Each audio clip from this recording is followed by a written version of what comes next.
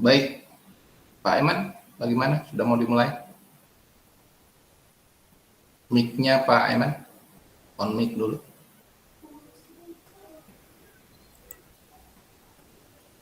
Oke. Oke Pak ya. Bisa ada Pak? Oke, ada suaranya. Oke, jadi ini sudah direkam. Jadi sebentar ini Pak Iman kita akan melakukan atau mensimulasikan coaching model Tirta. Nanti kita bergantian Pak Iman ya, bergantian. Siap. Jadi kan ada jadi coach dan coachee. Saya dulu jadi coachnya, kemudian Pak Iman jadi coachee-nya. Nanti berikutnya Pak Iman jadi coach lagi, saya yang jadi coachee. Oke Pak Iman? Oke siap Pak, siap. Begitu juga di refleksi, nanti kita bergantian memberikan refleksi di akhir ya daripada praktek coaching ini. Jadi saya satu adegan baru langsung refleksi atau nanti? Tidak, nanti sudah selesai keduanya. Selesai dulu kedua-duanya. Oke siap. Iya, jadi sesi refleksi itu akan ada di akhir setelah kita bergantian. Oke siap. Oke, baik. Baik, kita akan mulai. Ya. Assalamualaikum Pak. Apakah Bapak mempunyai waktu luang hari ini? Waalaikumsalam. Ada apa Pak? Ada yang bisa saya bantu? Mohon maaf Pak, saya jadinya mengganggu waktunya Bapak. Oh, tidak apa-apa Pak, silahkan. Begini Pak, saya mau curhat tentang masalah saya. Apakah Bapak bisa membantu saya? Dengan senang hati Pak, apa yang bisa saya bantu? Sebenarnya saya hanya ingin mendapatkan solusi atau pemecahan masalah yang sedang saya hadapi Pak. Salahnya apa Pak? Coba Bapak ceritakan apa yang sedang Bapak rasakan. Bapak ingat atau tidak ya, beberapa hari yang lalu pengawas melakukan supervisi di kelas. Waktu di supervisi itu saya mendapat teguran dari Bapak pengawas. Kenapa bisa Pak? Lalu apa yang membuat Bapak mendapat teguran dari pengawas sekolah?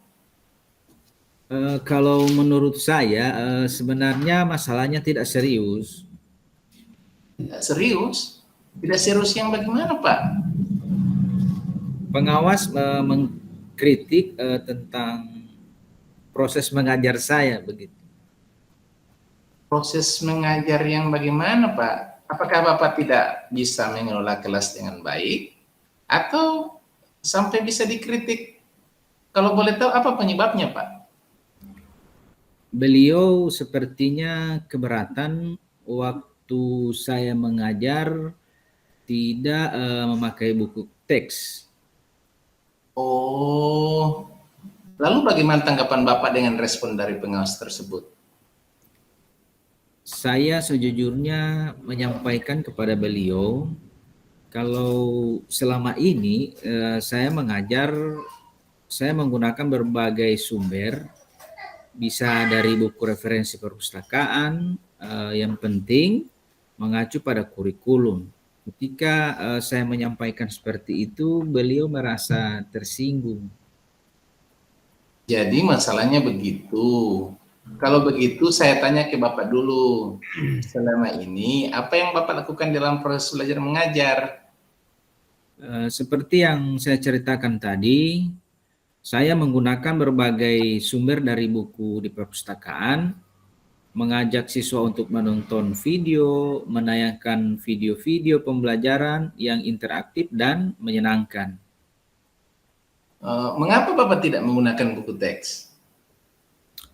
Menurut saya, sumber belajar yang saya gunakan ini sudah memudahkan siswa. Siswa juga termotivasi dan mengacu pada kurikulum. Sebenarnya sudah bagus Pak.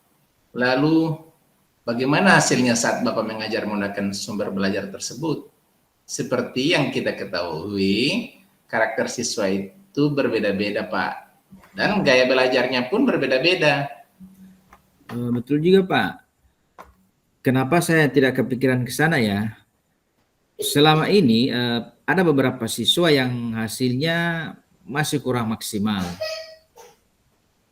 Itulah Pak pentingnya buku teks sebagai sumber belajar.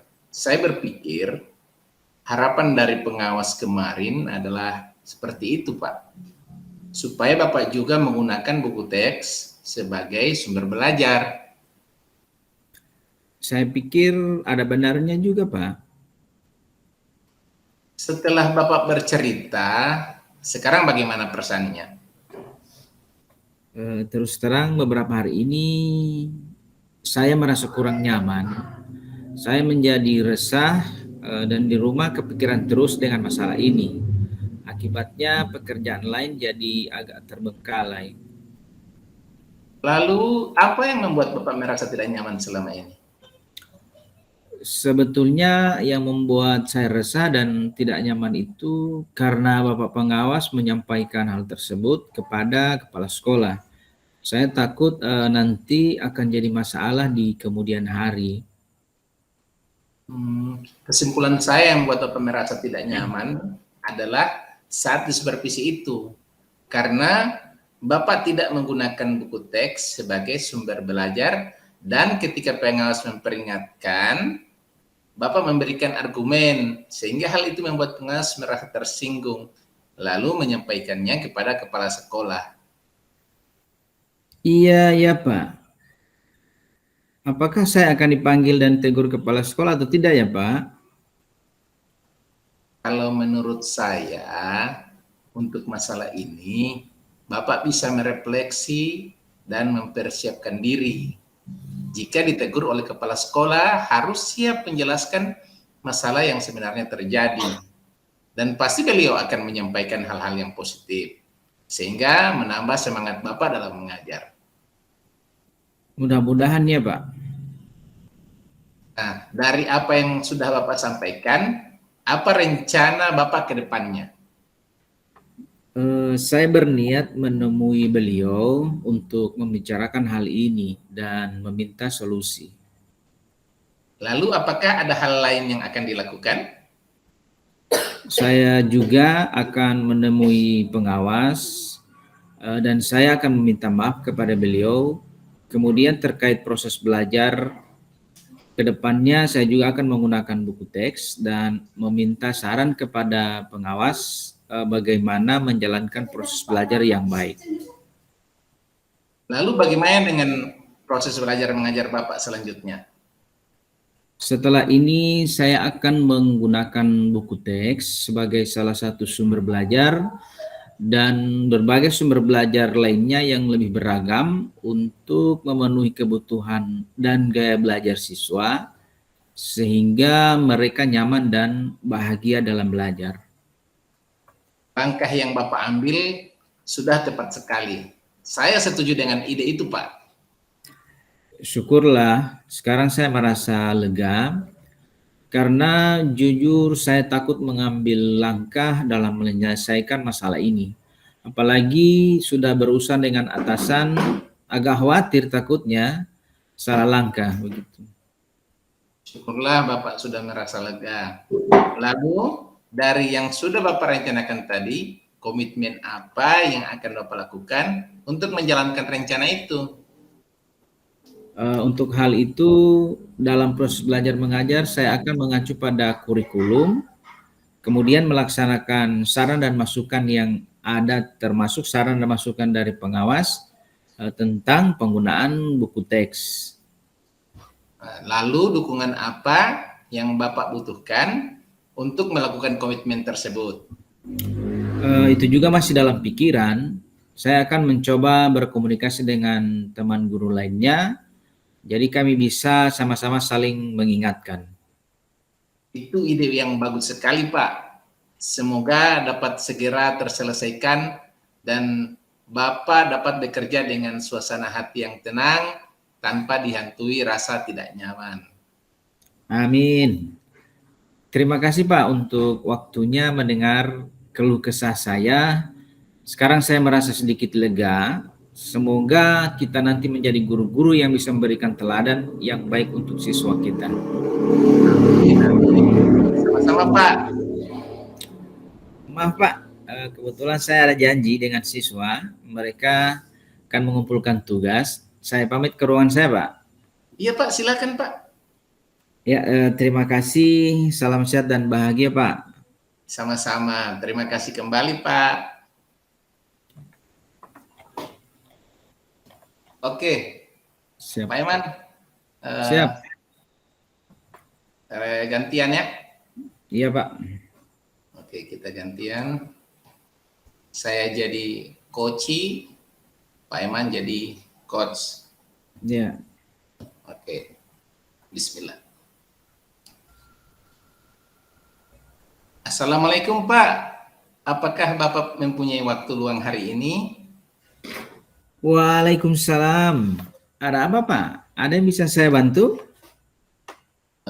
Mohon maaf Pak, saya jadinya mengganggu waktunya Bapak. Tidak apa-apa Pak, silakan.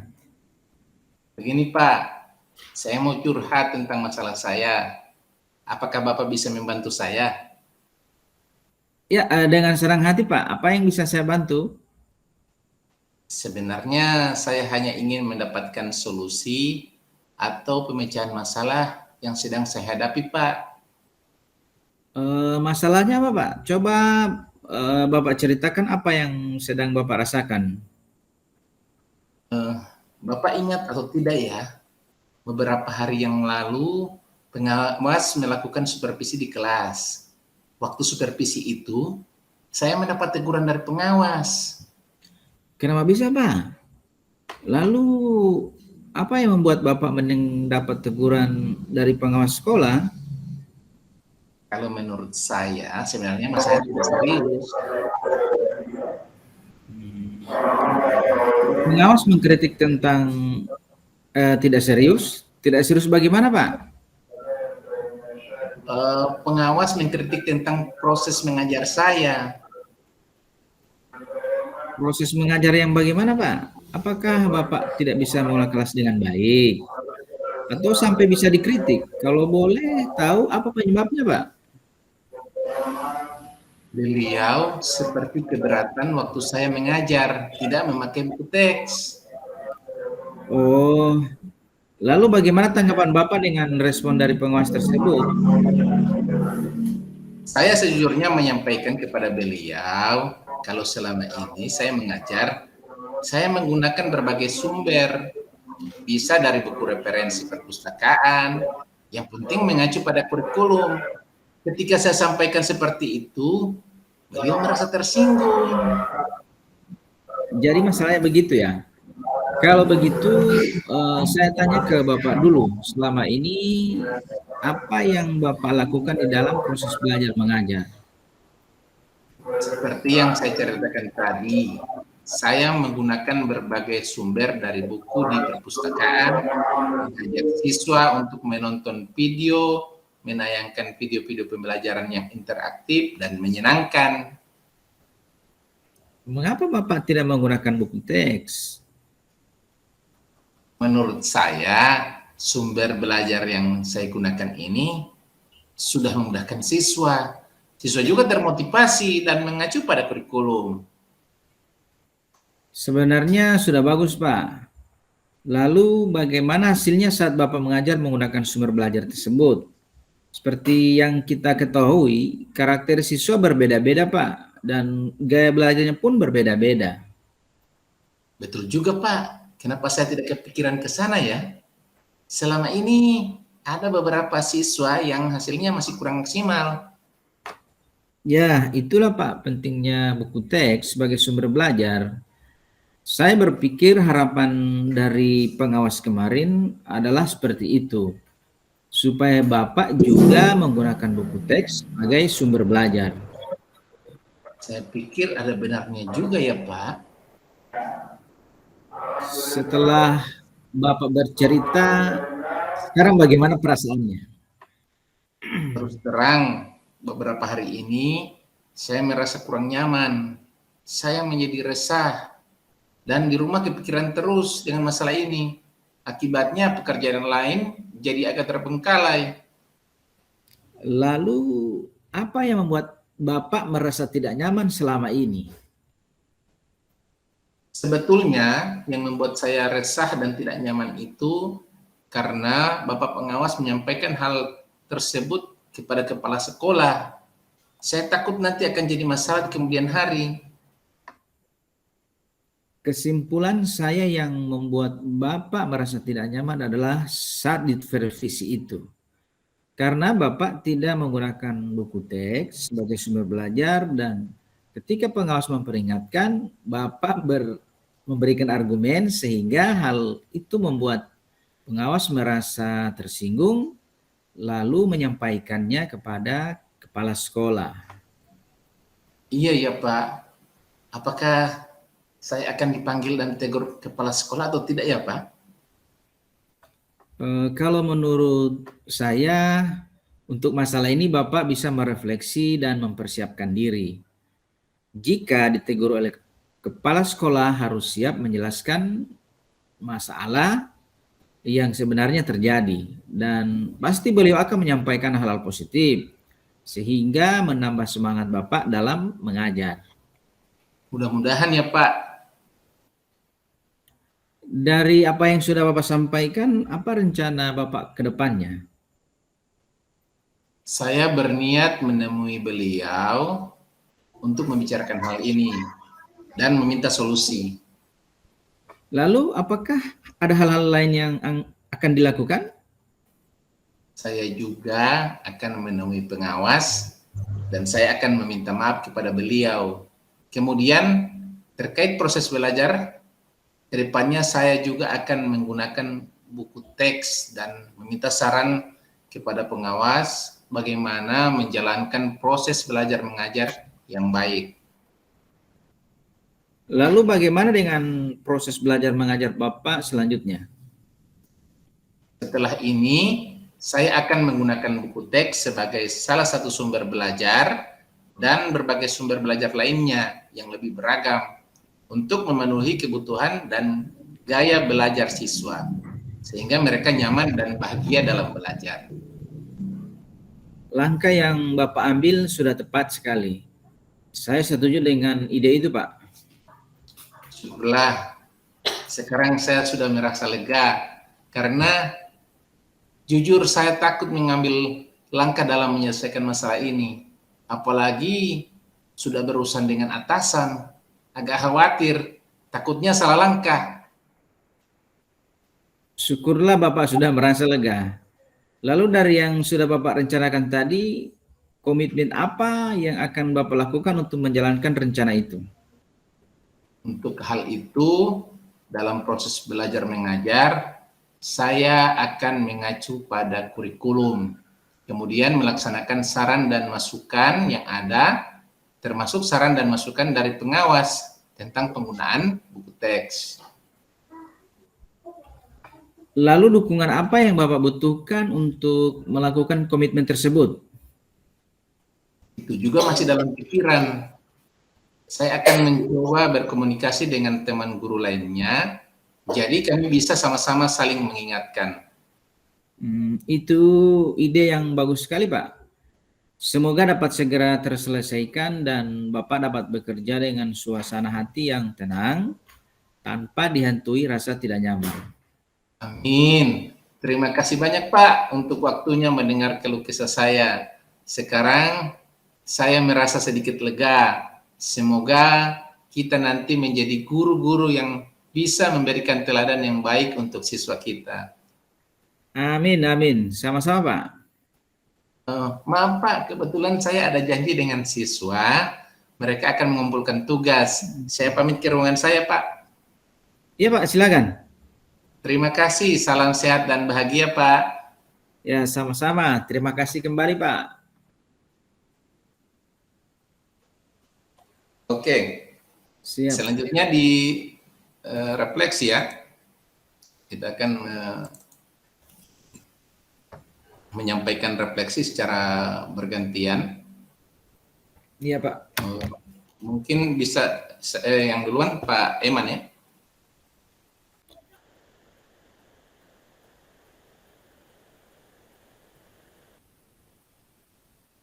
mengambil yang pertama dalam hal menyampaikan refleksi terkait percakapan atau model cerita tadi.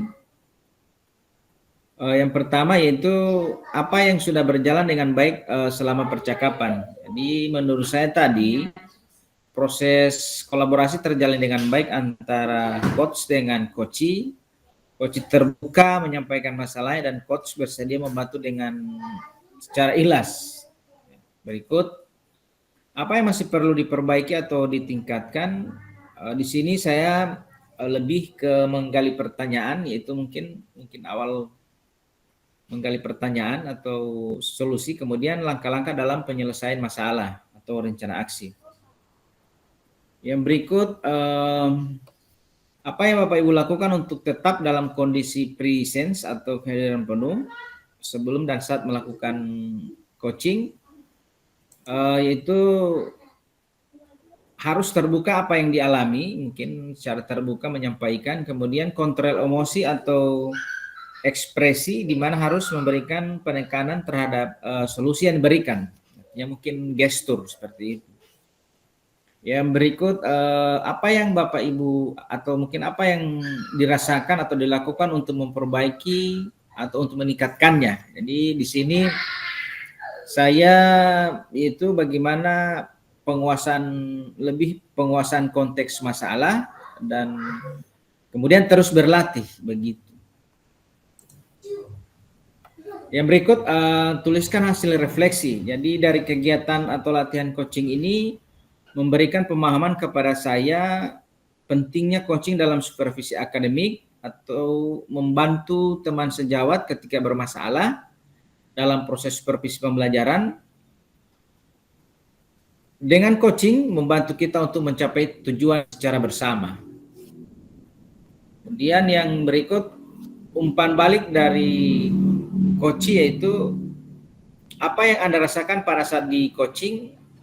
Ya, perasaannya lega karena masalah yang saya hadapi ada solusi penyelesaiannya. Ya, seperti itu Pak Rahmat dari saya. Terima kasih, saya kembalikan. Oke, selanjutnya saya yang memberikan refleksi ya. Oke. Ya, siap. Kalau refleksi saya dari praktik coaching tadi yang kita praktekkan, mana saya dan Pak Eman sudah bergantian berperan sebagai coach dan coachee. Dari refleksi itu, yang pertama, apakah yang sudah berjalan dengan baik selama percakapan? Nah, kalau menurut saya yang sudah berjalan dengan baik, interaksi itu tadi. Jadi ada interaksi coach dan coachee, sehingga coachee itu lebih terbuka ya menyampaikan pendapat. Jadi sudah ada interaksi. Nah, itu tadi. Kemudian alur tirtanya. Jadi alur tirta itu, model tirta ini itu sudah jelas. Jadi ada tujuannya, kemudian sampai di terakhir itu ada ya. Jadi ya, identifikasi masalah, kemudian rencana, kemudian tanggung jawab itu ada, sudah jelas tersusun dengan rapi di situ. Kemudian berikutnya, apa yang masih perlu diperbaiki atau ditingkatkan? Kalau menurut saya tadi yang perlu diperbaiki adalah menghilangkan keraguan dalam memberikan pertanyaan-pertanyaan berbobot agar dapat menggali kekuatan dan kompetensi diri dari coachee. Jadi kalau sebagai coach itu ragu-ragu dalam bertanya itu jangan ada ragu-raguan. Lagi dalam menyampaikan pertanyaan-pertanyaan yang berbobot. Nah, kemudian apa yang Bapak Ibu lakukan untuk tetap dalam kondisi present, kehadiran penuh sebelum dan saat melakukan coaching? Kalau saya, refleksi saya itu menghadirkan diri sepenuhnya atau present dengan aktif, itu dengan aktif berinteraksi. Ya, jadi kalau kita cuma pasif, ya, diam, artinya dari seperti yang Pak Eman juga sampaikan tadi, ada gestur, ada kompetensi tentang mendengarkan rasa, mendengarkan aktif. Dalam hal ini rasa itu tidak bisa menghadirkan kondisi apresiasi yang keren penuh. Kalau menurut saya kalau itu tidak ada. Jadi caranya yaitu dengan berinteraksi, walaupun dengan secara verbal, non verbal, dari kata-kata maupun gestur atau rasa, minimal ya mengangguk ya seperti itu. Kemudian ingin tahu lebih banyak tentang kondisi koci. Kemudian caranya lainnya itu membuat catatan-catatan kecil tentang apa yang disampaikan, apa yang akan disampaikan. Jadi ketika coach itu menyampaikan permasalahannya dia, kemudian menyampaikan tujuannya tadi, kemudian masalahnya itu, kita mencatat-catat supaya bisa membuat pertanyaan-pertanyaan yang berbobot. Kemudian apa yang akan Bapak lakukan untuk memperbaiki, meningkatkannya? Kalau untuk memperbaiki mungkin kita harus mempraktekannya, terus berlatih mempraktekkan. Jadi berlatih itu dengan cara mempraktekkannya secara langsung, praktek coaching dengan model kita ini. Kalau jarang dipraktekkan ya pasti akan kaku terus. Jadi semakin banyak kita berlatih dengan cara mempraktekkan coaching, bisa langsung dipraktekkan, bukan hanya di dalam latihan tapi langsung praktekkan. Mungkin kita akan bisa atau terbiasa memberikan pertanyaan-pertanyaan yang berbobot dan mungkin bisa merefleksikan apa yang kurang. Jadi akan terus memperbaiki setelah mempraktekkan satu kali praktek coaching dengan model cerita ini, kita akan refleksi lagi. Nah, dari refleksi ini kita akan ketahui apalagi kekurangan kita. Jadi kita perbaiki lagi di praktek-praktek selanjutnya, praktek coaching selanjutnya, sehingga akan menjadi terbiasa dan sempurna. Ya. Kemudian umpan balik, ya, umpan balik dari coaching. Kalau tadi ya Pak Eman ya, sudah bisa mendapat,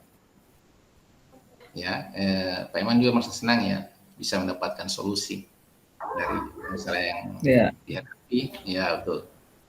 Kemudian apa yang dirasakan pada saat coaching, kalau ya saya juga merasa senang kalau saya sebagai coach, saya sebagai coach, sebagai coach tadi, ya pertama saya sudah berusaha untuk memberikan bukan memberikan solusi, berusaha memfasilitasi dengan pertanyaan-pertanyaan bobot itu untuk menggali potensi. Ya sudah saya berusaha, kemudian saya merasa senang. Kemudian saya pada saat menjadi coach, ya saya merasa lega karena saya bisa berbagi permasalahan sehingga tidak menjadi beban pikiran saya, ya saya tidak jadi beban pikiran terus, tidak berpikir terus karena sudah dibagi dengan orang lain. Alhamdulillah bisa difasilitasi untuk mendapatkan solusi. Kira-kira dari saya begitu Pak Eman refleksinya. Iya, sama-sama Pak. Oke, jadi ini mungkin sudah selesai kita prakteknya, mungkin disampaikan kepada Ibu Fasil.